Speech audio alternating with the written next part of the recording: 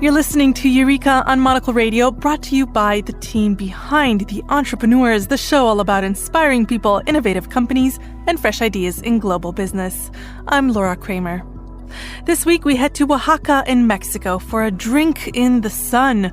Yola Jimenez is the founder of Yola Mezcal, an artisanal brand that follows her family's traditional recipe of the spirit, dating back to 1971 and passed down from her grandfather.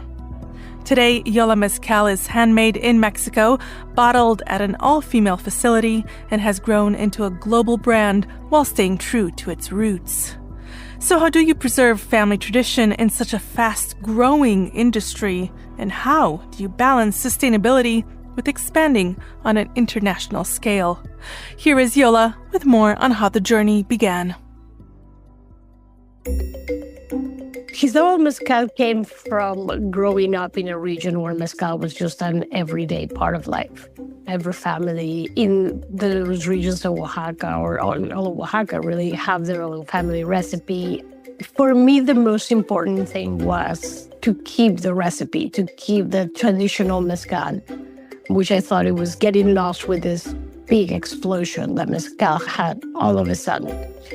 Growing up in Oaxaca, you would find delicious mezcal everywhere, and I knew how much it was a part of people's lives, and I knew the stories from my grandfather. But in Mexico City, where you couldn't find it, people didn't have any sort of respect for it, and it was considered a very cheap peasant's drink. So I was shocked as I was getting older and learning more about it, and even hearing from chefs and different people in Mexico City, I was shocked that was what the story behind it. It just seemed so different from the experience that I had. And I thought it was weird that tequila, which a type of mezcal is just, from a particular place, was a very famous drink. And that always seemed strange to me. So I decided to do this and dedicate all my time to it because I saw it as something that could be getting lost. And then when I started really working on it and mezcal became big, I started when it was sort of started 70 years ago when it was starting, but it hadn't had that huge explosion that it does now. So at first I was like, I don't want these recipes from my grandfather to get lost. No one in my family is at all interested in this. So I want to preserve it. I like it. And these recipes seem like a part of my family. I'm not even exactly sure why it became such an international export. Suddenly, I think agaves in general and tequila had a huge moment. And for the past, 20 years, it's been the one spirit in the world that keeps constantly growing. And I think what happened in Mexico City was that a lot of the chefs that became very famous, like Enrique Olvera or Elena or places like that, started really saying the same way that they were doing with corn and traditional Mexican recipes and Mexican products. Well, mezcal is the original tequila and is done by these wonderful people there. And then after that, it really started having...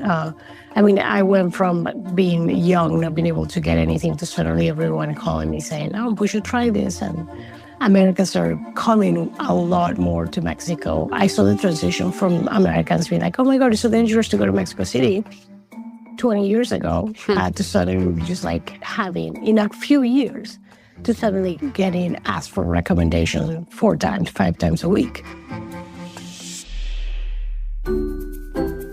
One of the reasons why I didn't jump into having a brand right away was because I didn't know exactly how you could scale in a way that makes sense. The growth has been slow, and we've been figuring out year by year how to make it better. Where our agaves come from have been from one family that we know, that I've known forever, that the mezcalero that my grandfather knew, to make sure that they're respecting every part of the process, and that's the most important thing, instead of how much we can sell, how many bottles of mezcal can we sell in America, and how fast can we... the model of all these brands now is, I need to get to a certain number of liters and cases sold in America, and then they're going to give me a bunch of money for my mezcal brand, and that's it, and ciao. That's where 99% of the brands that you can buy in America have in mind or have already done.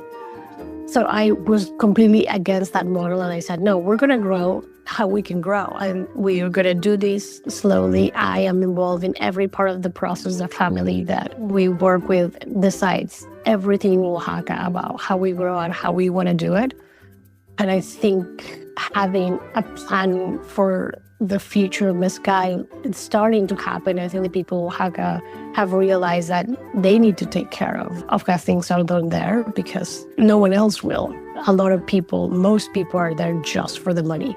And they don't care if I got this run out. They don't care how much they're paying in Oaxaca, they really don't. They're not there doing the work that requires. So for me, it's always been try to be as involved as possible, that I am the decision maker in this company, not the people giving me money, most important thing. And we've been very lucky that the people that have believed in this project also believe that. Then, make sure that you're only growing where you see that path. I think it has been quite different for a company to be led by women and also particularly in a company with mezcal by someone who's from Oaxaca. And it's an idea that I was against at the beginning because, of course, I don't believe this. I believe in equality and I believe in having the least amount of differences as possible. But the reality of it is that the world still doesn't work that way at all. And so for me, 17 years in seeing that path, and especially with investors and the people that help run the brand, they keep constantly bringing up how different the experience is because we're making the choices. We've never taken the easy or quick way out, and we believe in the human connection. I don't see mezcal, or I don't wake up thinking that I have a brand that I need to sell. I think about all of the other things that are involved. And I think number one is the people. And that's the first thing on my mind when I woke up.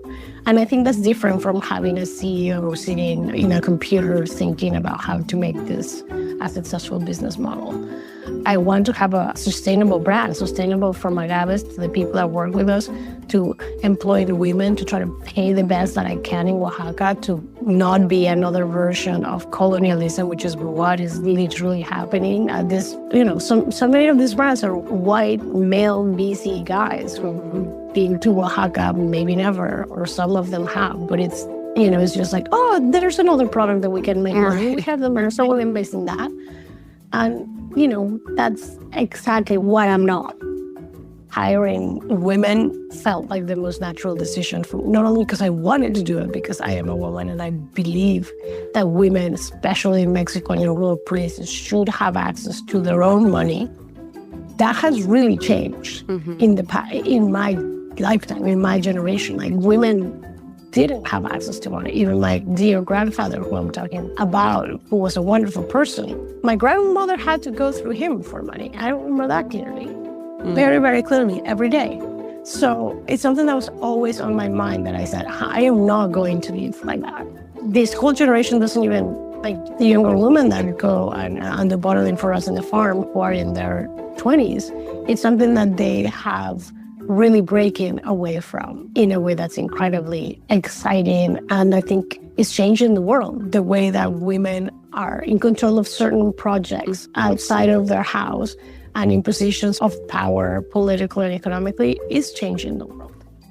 It's definitely, for me, what has been the most rewarding thing about the mezcal. And I think the reason I want this project to keep growing in so many ways is because I want to see that change and I want to see that growth.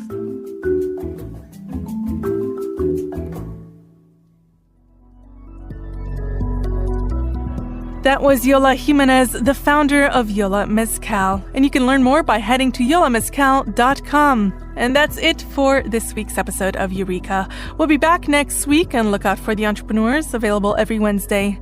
Eureka was produced by yours truly, with audio editing by Jack Jewers. My thanks to him, and a special thanks to Anita Riota. If you liked this week's episode, leave us a review on Apple Podcasts. We love to hear from you. Listen again and find out more at monocle.com. That's where you can also subscribe to Monocle Magazine or follow us and explore our archive on your favorite podcast platform. To contact the team, email me at lrk@monocle.com. I'm Laura Kramer. Goodbye, and thanks for listening to Eureka.